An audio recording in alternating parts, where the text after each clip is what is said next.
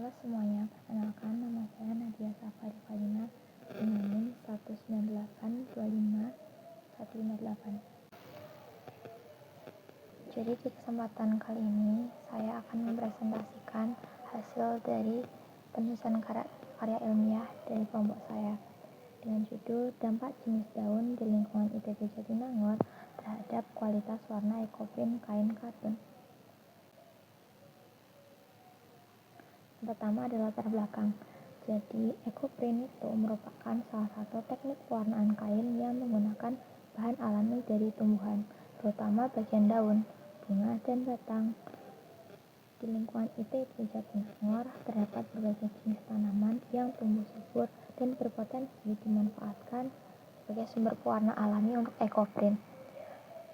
Namun, setiap jenis daun itu punya karakteristik yang berbeda, seperti kandungan tanin, flavonoid, dan pigmen itu mempengaruhi kualitas warna hasil ekoprint.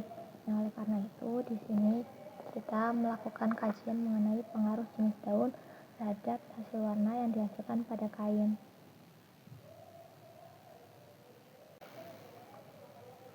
Selanjutnya ada rumusan masalah.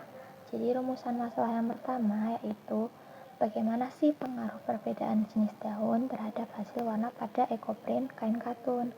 Yang kedua, bagaimana masing-masing jenis daun memberikan variasi intensitas dan ketahanan warna pada ekoprint kain katun.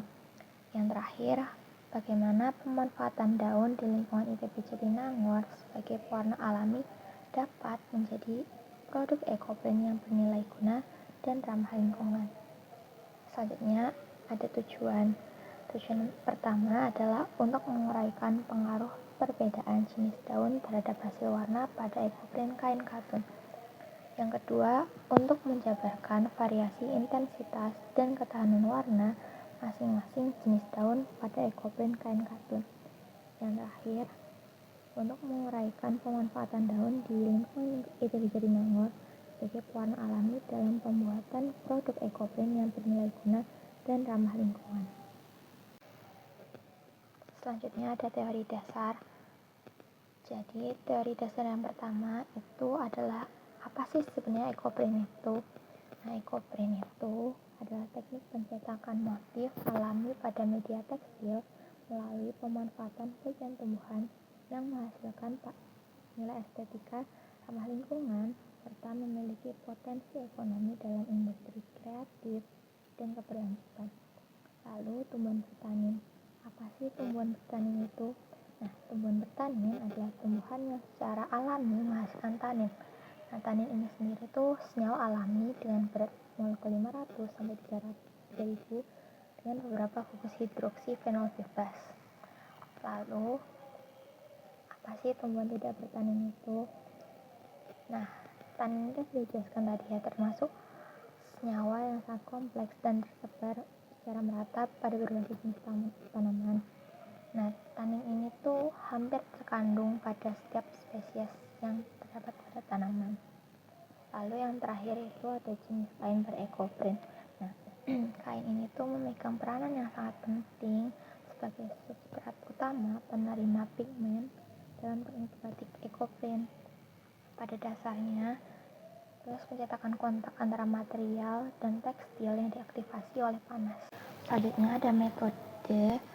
Nah, ada alat dan bahan. Jadi alat yang dibutuhkan itu ada ember atau bak kecil, terus spatula atau pengaduk, takaran air, saringan atau kain, terus kain utama, kain blanket, plastik, tali isolasi, panci, dan yang terakhir alat pengukus. Nah, selanjutnya ada bahannya. Nah, bahan yang pertama itu ada air, lalu 2 sendok makan Turkish red oil. Yang ketiga ada tawas bubuk 150 gram, lalu cuka 5 sendok makan, soda kue 50 gram, tunjung bubuk 15 gram, daun yana 0,5 sebanyak 1 kilo, kayu secang sebanyak 1 kilo, kapur bubuk, dan daun-daunan. Nah, selanjutnya adalah pembahasan.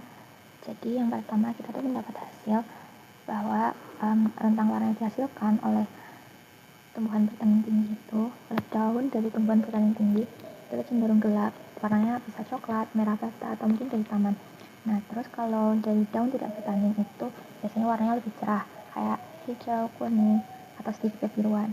Nah, lalu yang kedua itu ada ketajaman motifnya. Untuk daun bertanin sendiri itu ketajaman motifnya itu sedang, kadang tuh kurang jelas pada daun yang lebih tebal atau kayu.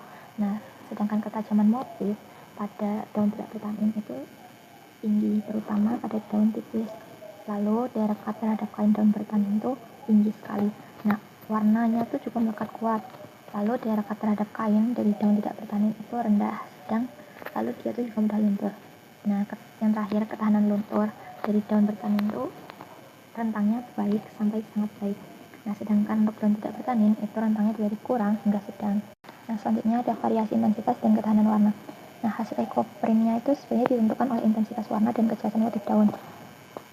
Dan itu tidak selalu berbanding lurus karena warna pekat belum tentu menghasilkan motif yang tajam. Nah, sebenarnya keberhasilan ekoprint itu bergantung pada keseimbangan antara kekuatan pigmen daun dan pengendalian proses, seperti tekanan panas, jenis mordant, dan waktu pemrosesan.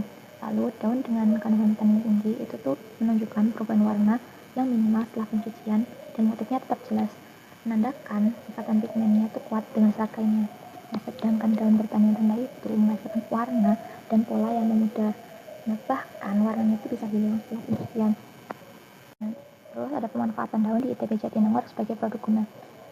Nah, hasil penelitiannya itu menunjukkan bahwa daun dengan kandungan tanin tinggi seperti daun mangga, daun alpukat itu menghasilkan kualitas serta ketahanan warna ekoprint yang paling baik. Nah, ini tuh membuktikan bahwa daun-daun di lingkungan ITB Jatinangor memiliki potensi besar sebagai sumber pigmen alami yang mudah diakses dan bernilai guna. Nah, pemanfaatan daun sebagai pewarna alami mendukung konsep sustainable fashion karena mampu mengurangi penggunaan pewarna sintetis dan limbah kimia dalam industri tekstil.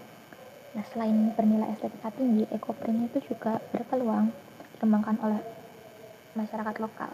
Kesimpulan yang didapat dari penelitian ini adalah: pertama, daun bertanin menghasilkan warna lebih gelap dengan daya rekat dan ketahanan luntur lebih baik, sedangkan daun tidak bertanin menghasilkan warna lebih cerah dan motif lebih tajam, namun mudah rusak akibat panas dan oksidasi. Lalu yang kedua, daun dengan pigmen dan kandungan tanin tinggi menghasilkan warna ekoprint yang lebih gelap, stabil, tahan pencucian, dan bermotif jelas.